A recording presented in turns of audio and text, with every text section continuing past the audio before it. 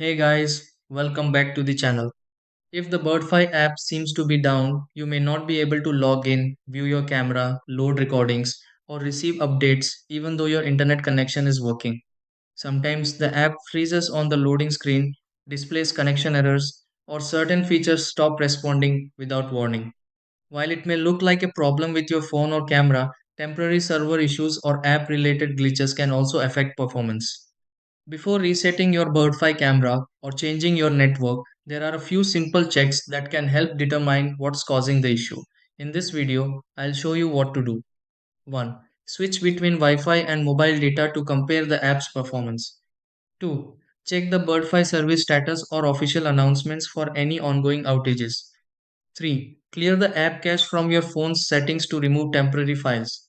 4. Sign out of your Birdfy account, then sign back in after a few minutes. 5. Install the latest version of the Birdfy app if an update is available.